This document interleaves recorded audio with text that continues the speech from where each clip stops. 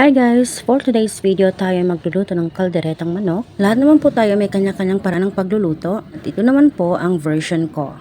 Akin lamang po ang ipa-pan fry itong carrot.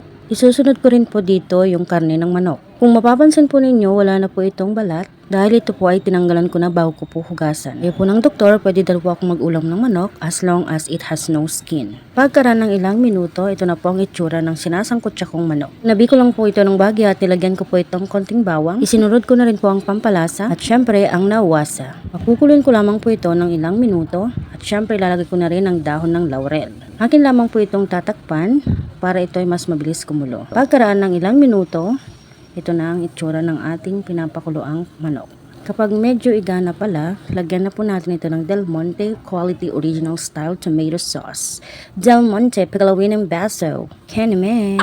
Pag kumulo na po ito ng bahagya, akin na pong ilalaglag ang aking sauteed or pan-fried carrot. Lagyan ko na rin po ito ng konting sugar, pambalanse ng lasa. Akin na rin po pala itong iminekus-mekus. Papansin nyo, wala po siyang bell pepper or patatas, garbanzos or whatever dahil wala naman po kaming available dito sa fridge. And of course, na-miss ko rin po palang mag-vlog na magluto after a long period of time. So ito na po ang ating kalderetang chicken. Ilabas na rin po dyan ang kanin at tara, saluhan nyo kami. Maraming salamat po sa panonood.